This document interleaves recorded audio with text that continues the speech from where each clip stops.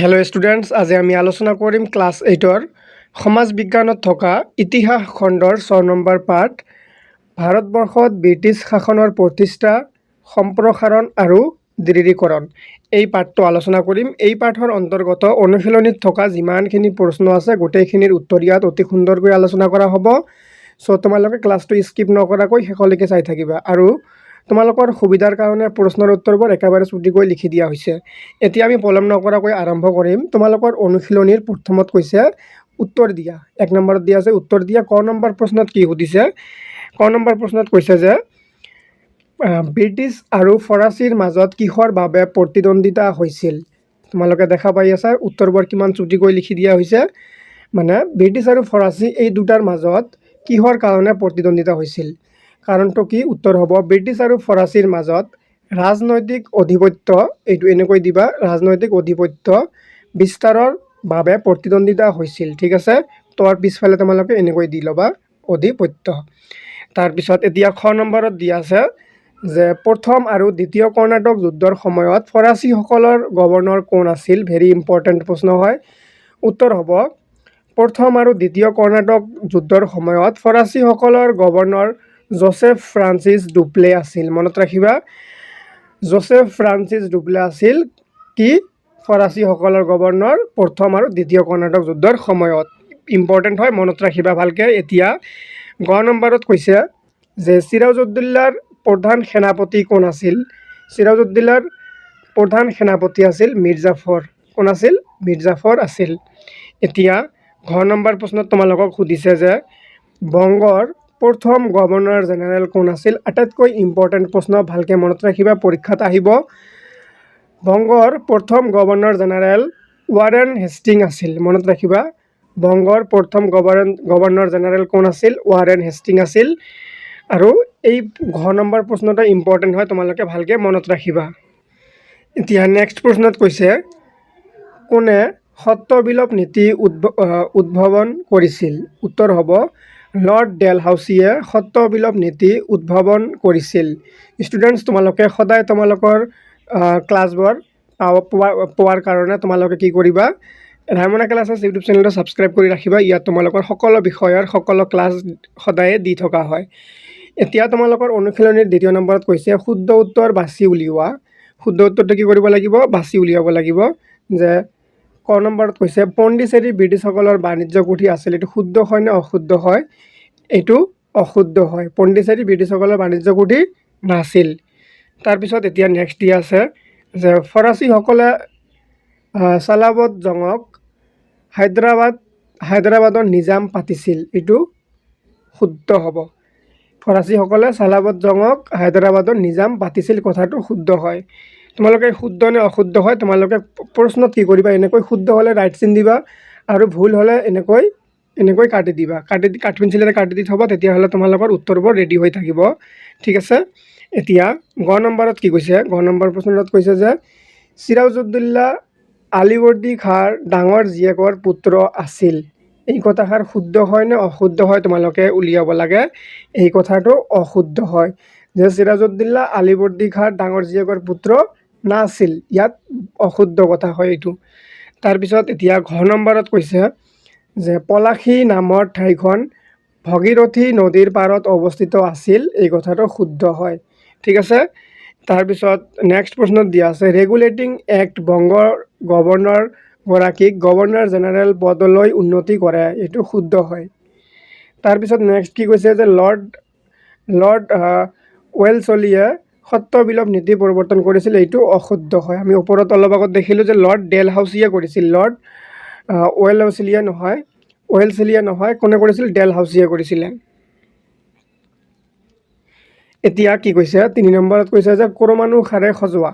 ক্ৰমানুসাৰে সজোৱা মানে কোনজন আগত আছিল, তাৰপিছত কোন আছিল, তাৰপিছত কোন আছিল, এনেকৈ তোমালোকক ক্ৰম অনুযায়ী সজাব লাগে। শুদ্ধকৈ সজালে কি হ'ব? প্ৰথমে হ'ব আলীবৰ্দী খাঁ, তাৰপিছত হ'ব চিৰাজউদ্দৌলা, তাৰপিছত হ'ব মীৰ জাফৰ, তাৰপিছত হ'ব কি? মীৰ কাছিম। এইটো হ'ল শুদ্ধ। এইটো তোমালোকে ভালকৈ মনত ৰাখিবা। এতিয়া অনুশীলনীৰ 4 নম্বৰত কৈছে চমু উত্তৰ লিখা। ক নম্বৰত দিয়া আছে প্ৰথম কৰ্ণাটক যুদ্ধ 1740 খ্ৰীষ্টাব্দত অষ্ট্ৰীয় উত্তৰাধিকাৰী যুদ্ধ আৰম্ভ হৈছিল। তাত দুই ইউৰোপীয় শক্তি ক্ৰমে ব্ৰিটিছ আৰু ফৰাচীসকলে পৰস্পৰৰ বিৰোধী পক্ষত যোগ দিছিল। ফলত এই ঘটনাই ভাৰতবৰ্ষত থকা ব্ৰিটিছ আৰু ফৰাচীৰ সম্পৰ্কতো প্ৰভাৱ পেলাইছিল। সুযোগ সন্ধানী ব্ৰিটিছ নৌবাহিনীয়ে 1745 খ্ৰীষ্টাব্দত ভাৰতবৰ্ষৰ দক্ষিণ-পূব উপকূলত ফৰাচী জাহাজ অৱৰুদ্ধ কৰি পণ্ডিচেৰীলৈ ভাবুকিৰ সৃষ্টি কৰিলে। ব্ৰিটিছসকলে নিজ পাই হৈ কৰ্ণাটকৰ নবাবৰ সহায় বিচাৰিলে।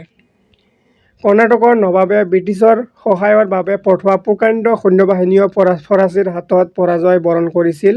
কিন্তু হঠাতে ইউৰোপত দুই জাতিৰ মাজত হোৱা সন্ধিৰ লগে লগে ভাৰততো ব্ৰিটিছ আৰু ফৰাচীৰ মাজত সন্ধি হয়। সেই সন্ধিমৰ্মে ফৰাচীসকলে ব্ৰিটিছৰ পৰা দখল কৰা ঠাইবোৰ পুনৰ ঘূৰাই দিয়ে। এই ঘটনাকে ইতিহাসত কৰ্ণাটকৰ প্ৰথম যুদ্ধ বুলি জনা যায়। এতিয়া চমুটোকা লিখিব লাগে ডুপ্লেৰ ওপৰত। খ নম্বৰ চমুটোকা হ'ল ডুপ্লে। জোচেফ ফ্ৰান্সিছ ডুপ্লে পণ্ডিচেৰীৰ গভৰ্ণৰ আছিল। কোনে আছিল? জোচেফ ফ্ৰান্সিছ ডুপ্লে আছিল পণ্ডিচেৰীৰ গভৰ্ণৰ আছিল। চতুৰ, দূৰদৰ্শী আৰু তীক্ষ্ণ বুদ্ধি সম্পন্ন গভৰ্ণৰ ডুপ্লেই প্ৰত্যুত্তৰত ব্ৰিটিছৰ অধীনত থকা মাদ্ৰাজ দখল কৰিছিল। তাৰপিছত গ নম্বৰ চমুটোকা লিখিব লাগে পলাশী যুদ্ধ। ইম্পৰ্টেণ্ট হয়। 1757 খ্ৰীষ্টাব্দত মুৰ্ছিদাবাদৰ পৰা 23 মাইল দক্ষিণে ভাগীৰথী নদীৰ পাৰৰ পলাশী নামৰ ঠাইত নবাবৰ সৈন্যৰ লগত ব্ৰিটিছৰ যুদ্ধ হয়। নবাবৰ দুই সেনাপতি মীৰ মদন আৰু মোহনলালে তাকৰীয়া সৈন্য বেই অসীম পৰাক্ৰমেৰে যুঁজি অৱশেষত প্ৰধান সেনাপতি মীৰ জাফৰৰ বিশ্বাসঘাতকতাৰ বাবে পৰাজয় বৰণ কৰিবলগীয়া হয়। যুদ্ধত পৰাজিত চিৰাজউদ্দৌলাক মীৰ জাফৰৰ পুতেক মিৰাণে হত্যা কৰে। পলাশী যুদ্ধৰ পিছত ব্ৰিটিছে পূৰ্বৰ প্ৰতিশ্ৰুতি মতে মীৰ জাফৰক বংগৰ নবাব পাতে। পলাশী যুদ্ধৰ পৰাই মধ্যযুগীয় ভাৰতৰ প্ৰায় সমাপ্তি ঘটিছিল আৰু ভাৰতত আধুনিক যুগৰ সূচনা হৈছিল বুলি গণ্য কৰা হয়। এতিয়া ঘ নম্বৰত দিয়া আছে ৰেগুলেটিং এক্ট। ভাৰতত ইষ্ট ইণ্ডিয়া কোম্পানীৰ শাসন নিয়ন্ত্ৰণৰ তথা সুদৃঢ় কৰাৰ বাবে ব্ৰিটিছ সংসদে ৰেগুলেটিং এক্ট নামে এখন আইন প্ৰণয়ন কৰি বলবৎ কৰিছিল। এই আইনৰ দ্বাৰা বংগদেশৰ গভৰ্ণৰৰ পদটো গভৰ্ণৰ জেনেৰেললৈ উন্নতি কৰা হৈছিল। তেওঁৰ কাম-কাজত সহায় কৰিবৰ বাবে এখন 4জনীয়া কমিটি গঠন কৰা হয়। বোম্বে আৰু মাদ্ৰাজৰ গভৰ্ণৰ দুজনক বংগৰ গভৰ্ণৰ জেনেৰেলৰ অধীনস্থ কৰা হয়। এতিয়া নেক্সট চমুটোকাত কি কৈছে যে পিটৰ ভাৰত শাসন আইন। ৰেগুলেটিং এক্ট আসোঁৱাহ আঁতৰোৱাৰ বাবে ইংলেণ্ডৰ সংসদে পুনৰ এখন আইন জাৰি কৰি ব্ৰিটিছৰ শাসন ভাৰতবৰ্ষত সুদৃঢ় কৰি তুলিছিল। এইখনেই আছিল 1748 খ্ৰীষ্টাব্দৰ আগষ্ট মাহত বলবৎ কৰা পিটৰ ভাৰত শাসন আইন। এই আইন ইংলেণ্ডৰ প্ৰধানমন্ত্ৰী উইলিয়াম পিটৰ নামেৰে নামকৰণ কৰা হৈছিল। তাৰপিছত নেক্সট দিয়া আছে চিৰস্থায়ী বন্দোবস্ত। 1793 খ্ৰীষ্টাব্দত চিৰস্থায়ী বন্দোবস্তৰ ফলত পুৰণি জমিদাৰবিলাকে কোম্পানীক ৰাজহ দিব নোৱাৰিলে তেওঁলোকৰ মাটি নিলামত বিক্ৰী হৈছিল। এই নিলামৰ মাটি সেই সময়ৰ ঋণিক শ্ৰেণীয়ে ক্ৰয় কৰিছিল। এই ধনিক শ্ৰেণীৰ অধিকাংশৰে পিছে কৃষি কৰ্মৰ লগত কোনো প্ৰত্যক্ষ সম্পৰ্ক নাছিল। সেয়েহে এই ধনিক শ্ৰেণীয়ে কৃষকসকলৰ ওপৰত খাজনাৰ বোজা বৃদ্ধি কৰিছিল। ফলস্বৰূপে কৃষকসকল সততে ধাৰৰ বোজা সহ্য কৰিব লগা হৈছিল। এই নতুন ধনিক শ্ৰেণীটো ব্ৰিটিছৰ আইনমতে মাটিৰ মালিক আছিল। সেয়েহে এই শ্ৰেণীৰ লোকসকল সদায় ব্ৰিটিছৰ অনুগত আছিল আৰু 1857 চনৰ বিদ্ৰোহত ব্ৰিটিছক সহায়হে কৰিছিল। এতিয়া 5 নম্বৰ প্ৰশ্নত কৈছে যে বংগৰ ঘৰুৱা বিবাদেই ইংৰাজৰ বংগ দখলৰ প্ৰধান কাৰণ। কথাষাৰৰ যথাৰ্থতা নিৰ্ণয় কৰা। উত্তৰ হ'ব 1756 খ্ৰীষ্টাব্দত বংগৰ নবাব আলীবৰ্দী খাঁৰ মৃত্যু হয়। নবাবৰ মৃত্যুৰ পাছত তেওঁৰ কোনো পুত্ৰ সন্তান নথকাত নবাবী পদক লৈ বিবাদৰ সূত্ৰপাত হয়। নবাব আলীবৰ্দী খাঁৰ মৃত্যুৰ আগতে তেওঁৰ 3গৰাকী জীয়েকৰ ভিতৰত সৰু জীয়েকৰ পুত্ৰে চিৰাজউদ্দৌলাক বংগৰ নবাব হিচাপে উত্তৰাধিকাৰী পাতি থৈ গৈছিল। সেইমতে আলীবৰ্দী খাঁৰ মৃত্যুৰ পাছত চিৰাজউদ্দৌলা বংগৰ নবাব হয়। কিন্তু ডাঙৰ জীয়েক ঘাচিতি বেগম আৰু মাজু জীয়েকৰ পুত্ৰ চৌকত জং বংগৰ সিংহাসনৰ দাবীদাৰী আছিল। সেই সময়ত ঘাচিতি বেগম ঢাকাৰ শাসনকৰ্তা আছিল। বংগৰ দেৱান ৰাজবল্লভ জাচিতি বেগমৰ সমৰ্থক আছিল। সিংহাসনৰ পৰা বঞ্চিত হৈ এওঁলোকে চিৰাজউদ্দৌলাৰ বিৰুদ্ধে ষড়যন্ত্ৰত লিপ্ত হয়। এই গৃহকন্দলৰ সুযোগ লৈ ইংৰাজ আৰু ফৰাচীসকলে নিজকে শক্তিশালী আৰু সুৰক্ষিত কৰিবলৈ বংগদেশত সামৰিক দুৰ্গ নিৰ্মাণ কৰিবলৈ অগ্ৰসৰ হয়। এতিয়া 6 নম্বৰ প্ৰশ্নত কৈছে যে ইষ্ট ইণ্ডিয়া কোম্পানীৰ কোনবোৰ কাৰ্যকলাপে চিৰাজউদ্দৌলাক অসন্তুষ্ট কৰিছিল? ইয়াৰ উত্তৰ হ'ব ইষ্ট ইণ্ডিয়া কোম্পানীৰ নিম্নোক্ত কাৰ্যকলাপে চিৰাজউদ্দৌলাক অসন্তুষ্ট কৰিছিল। 1 নম্বৰ হ'ল যে বংগৰ সিংহাসনক লৈ চলা গৃহ এইটো কন্দলৰ হ'ব, নয়দণ্ড হ'ব। কন্দলৰ সুযোগ লৈ ইংৰাজ আৰু ফৰাচীসকলে নিজকে শক্তিশালী আৰু সুৰক্ষিত কৰিবলৈ বংগদেশত সামৰিক দুৰ্গ নিৰ্মাণ কৰিবলৈ অগ্ৰসৰ হয়। চিৰাজউদ্দৌলাই দুয়োপক্ষকে দুৰ্গ নিৰ্মাণ কাৰ্য বন্ধ কৰিবলৈ আদেশ দিলে। ফৰাচীসকলে নবাবৰ আদেশ পালন কৰিলে, কিন্তু ইংৰাজে চিৰাজউদ্দৌলাৰ আদেশত কাণসাৰ নিদিলে। তাৰপিছত এতিয়া 2 নম্বৰত দিয়া আছে ইংৰাজসকলক বংগদেশত বেহা বেপাৰৰ যি সুবিধা দিয়া হৈছিল তাৰো তেওঁলোকে অপব্যৱহাৰ কৰিছিল। 3 নম্বৰটো হ'ল ইংৰাজে বণিকে কোম্পানীৰ নামত গাইগুটীয়াকৈ ব্যৱসায় আৰম্ভ কৰাৰ ফলত নবাব প্ৰাপ্য ৰাজহৰ পৰা বঞ্চিত হয়। তাৰপিছত দিয়া আছে নবাবৰ বিষয়া দেৱান ৰাজবল্লভৰ পুত্ৰ কৃষ্ণ দাসক নবাবৰ ইচ্ছাৰ বিৰুদ্ধে ইংৰাজসকলে কলিকতাত আশ্ৰয় দিছিল। এতিয়া 7 নম্বৰ প্ৰশ্নত কি সুধিছে? ইষ্ট ইণ্ডিয়া কোম্পানীৰ সাম্ৰাজ্যবাদী নীতি কি কাৰ্যাৱলীৰ দ্বাৰা প্ৰকাশ পাইছিল আলোচনা কৰা। উত্তৰ হ'ব ইষ্ট ইণ্ডিয়া কোম্পানীৰ কৰদ মৈত্ৰী সত্ত বিলোপ নীতিৰ দ্বাৰা সাম্ৰাজ্যবাদী নীতি প্ৰকাশ পাইছিল।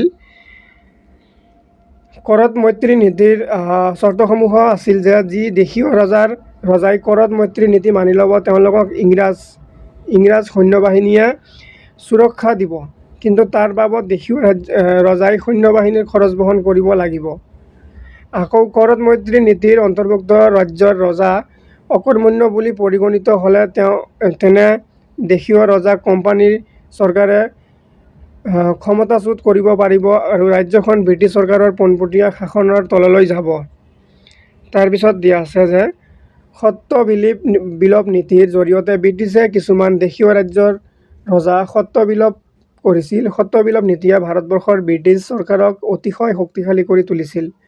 সত্ত বিলোপ নীতিৰ মূল কথা হ'ল ব্ৰিটিছৰ আশ্ৰয়ত থকা ৰাজাবোৰৰ উত্তৰাধিকাৰী নাথাকিলে ব্ৰিটিছ চৰকাৰৰ অনুমতি নোলোৱাকৈয়ে তেওঁলোক তলনীয়া উত্তৰাধিকাৰী ল'ব নোৱাৰিব আৰু অনুমতিবিহীন উত্তৰাধিকাৰী থাকিলেও সেই ৰাজ্য কোম্পানীৰ হস্তগত হ'ব। ব্ৰিটিছ চৰকাৰে সত্ত বিলোপ নীতি ৰজাৰ উপাধি, খিতাপ, পেঞ্চন আদিৰ ক্ষেত্ৰতো প্ৰযোজ্য বুলি ঘোষণা কৰিছিল। উত্তৰাধিকাৰীবিহীন ৰাজ্যই এই সকলোবোৰ সুবিধা হেৰুৱাব লগা হৈছিল। এতিয়া 8 নম্বৰ প্ৰশ্নত কি কৈছে? লৰ্ড ডেলহাউছিয়ে সত্ত বিলোপ নীতি প্ৰয়োগ কৰি কোন কেইখন ৰাজ্য কোম্পানীৰ শাসনাধীন কৰিছিল তাৰ এখন তালিকা প্ৰস্তুত কৰা। উত্তৰ হ'ব লৰ্ড ডেলহাউছিয়ে সত্ত বিলোপ নীতি প্ৰয়োগ কৰি 1839 খ্ৰীষ্টাব্দত মন্দোতি, 1840 খ্ৰীষ্টাব্দত কালাবা, 1844 খ্ৰীষ্টাব্দত চাটাৰা, জয়পুৰ আৰু সম্বলপুৰ ৰাজ্য 1850 খ্ৰীষ্টাব্দৰ পৰা 1854 খ্ৰীষ্টাব্দৰ ভিতৰত ভগলপুৰ, উদয়পুৰ, নাগপুৰ আৰু ঝান্সী ব্ৰিটিছ ৰাজ্যৰ অন্তৰ্ভুক্ত কৰা হয়। এইখিনিতে তোমালোকৰ এই পাঠৰ অন্তৰ্গত অনুশীলনীত থকা গোটেইখিনি প্ৰশ্নৰ উত্তৰ আমাৰ আলোচনা কৰা হৈ গ'ল। আশা কৰিছোঁ তোমালোকে ক্লাছটো বুজি পাইছা। বুজি পালে লাইক কমেণ্ট কৰি শ্বেয়াৰ কৰি দিবা আৰু ৰাইমনা ক্লাছেছ ইউটিউব চেনেলটো ছাবস্ক্ৰাইব কৰিবলৈ নাপাহৰিবা। ধন্যবাদ সকলোকে।